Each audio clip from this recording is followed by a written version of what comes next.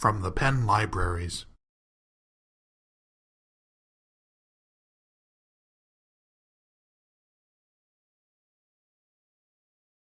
I'm just so delighted to have a session like this. I remember a million years ago, I was originally turned down for tenure back in 1992 because I spent so much time thinking about cool things to do with technology, and my colleagues were saying, why did you waste all this time teaching?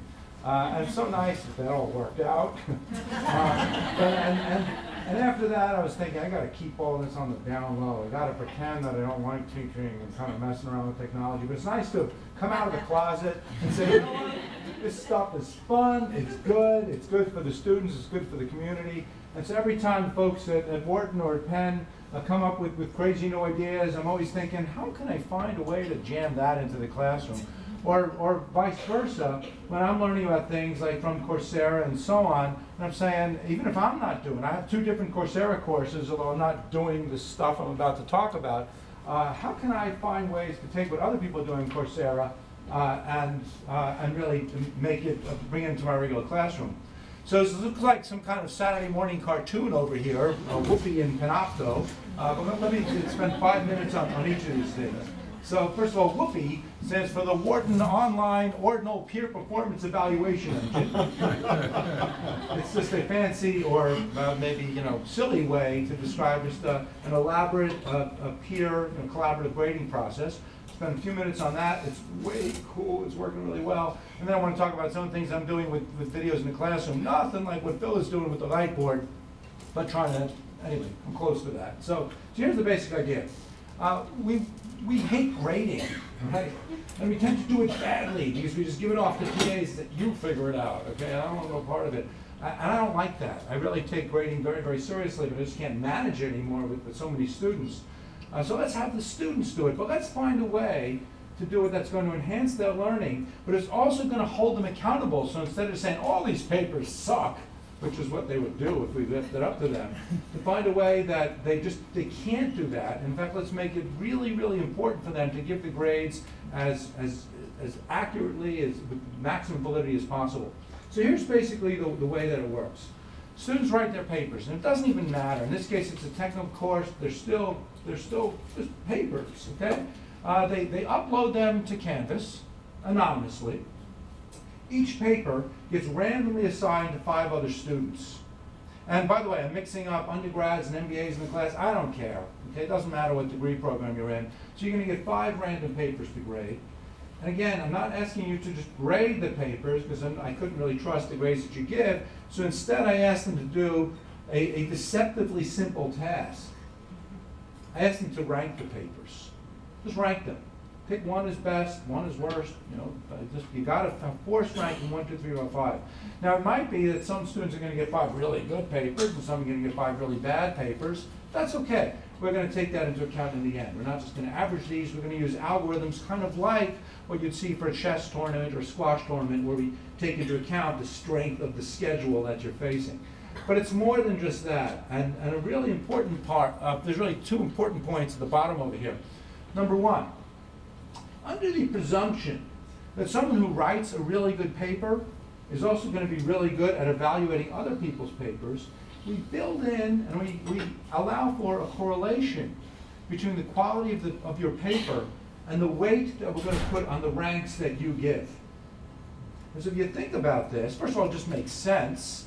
Second of all, if you think about that in the backwards way, if you screw up the ranking process, if you say, I don't care, I'm a second-year MBA, what difference does this make? If you screw up the ranking process and your ranks are way out of line with what everyone else says, then that suggests that you probably don't know the stuff yourself, and the grade on your own paper is going to go down. So we allow for, we're not imposing a strict relationship between the two. We let the data tell us what that relationship looks like, and it turns out to be very strong and very positive, and therefore very reinforcing that you want to give out ranks that really do reflect the relative quality of the papers. So that's point 1. Point 2, how do we know whether the ranks are really good? Or a corollary question is, so the faculty and the TAs are going to get off the hook and they don't have to do anything? No, not true at all. So myself and the TAs are basically doing this very same process, but over and over and over again. So I will take a random batch of 5 papers and rank them, and another batch and rank them, and another batch and rank them. So ideally, we have the TAs and the faculty touch everyone's paper at least once. We didn't quite get there this past semester, but we're trying. And we're gonna, under the presumption that we kind of know our stuff, if we put as much weight on our ranks as we gave to the best student in the class, then that's gonna give us this kind of gold standard. It's gonna anchor the rankings a little bit, and so again, if you just happen to get 5 wacko students who are grading a paper, there's gonna be something solid there that we can say this is the ranking that kind of paper gets. So we're trying to hold ourselves accountable, trying to hold the students accountable. Students enjoy it. You're gonna hear from Elliot Blander, who's gonna talk about his experience on the other side of it.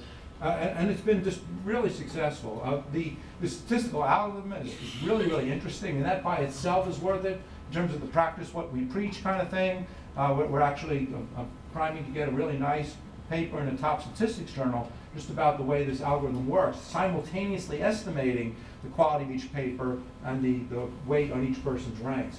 So it's been working really well. Well, we used it last semester in this one course that I teach. I'll say a little bit more about the course. And now it's being rolled out to other courses, and I hope that it'll spread across the university as well. We really want to make this as broadly available as possible. I'm really pleased to say that we ran this algorithm so we take people's ranks and turn them into a metric score, a number that would best conform to the different ranks they got across the different sets of paper that were evaluated with theirs, and we didn't change a thing. It's really great. And students, they came to us and asked us questions about, how come I was ranked number 2 in this batch but number 5 in that batch? Can you tell me more about those other batches? Well, yeah, we're happy to do so. We're giving full transparency about all the numbers there.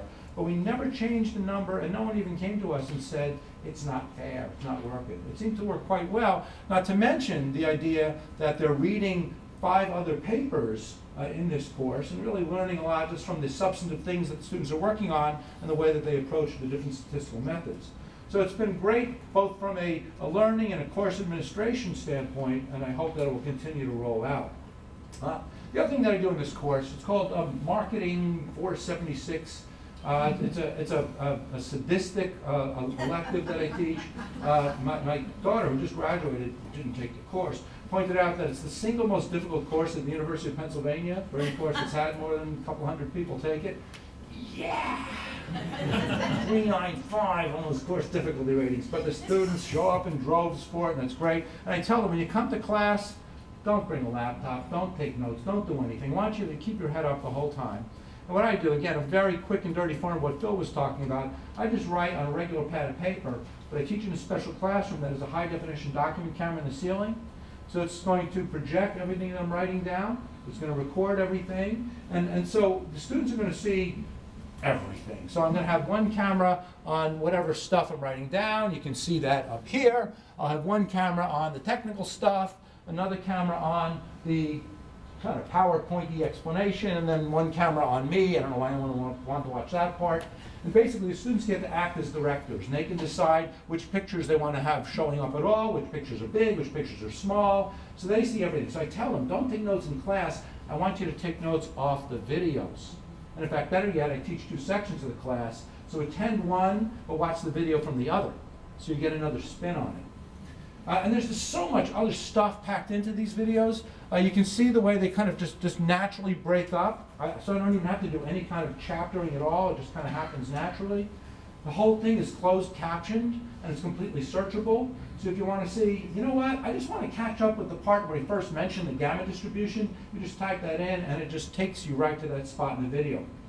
Plus, it allows the students to insert comments exactly tied to the spot in the video where that thing came up. So, was that a lambda I or a lambda J kind of thing? They can insert that right in that spot in the lecture, and of course then invite other students to come back in and ask other questions or comment on what the other students said. And when this happens, of course, they get notifications saying there's a new comment in video number 6. And so I want to create every incentive for them not only to watch these videos, but to come back and watch them again and again and again. And they do, and they love it, and they can't get enough, which is really strange given the nature of the course. And in fact, even after they graduate, they just beg to still have access to the videos, and Morton has been really accommodating along those lines. It's great to see. It's fun to watch the metrics. I'm the customer analytics guy. It's really nice to see the quantity of the videos that people are watching, and we can break it down to the student level, who's watching the most videos. And it's not so much that watching videos means learning. Okay, I don't mean that at all. It makes it sound like that's the metric I'm using. I know it's very different than that, but it is correlated with that. And of course, oh, by the way, one other important thing about it is you can speed these things up. So you can watch me talking about the speed, and it's great so they can actually jam in much more content. And if they're watching for the fourth time, they don't need to capture every word anyway.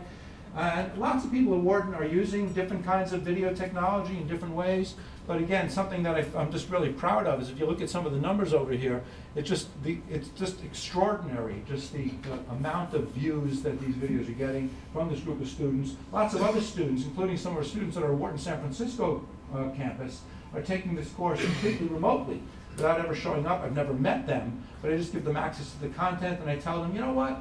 If you can just watch this stuff on your own and just participate in the discussions, and if you can pass the final exam, I'll give you a half credit for this full credit course. And they're signing up for that kind of thing. So it's great to see that a lot of things that we're doing, let's say, out there in Coursera with the masses are things that we can bring in-house here, and then go the other way to try to find ways that we can develop content and then put it back out there to the faceless, nameless masses.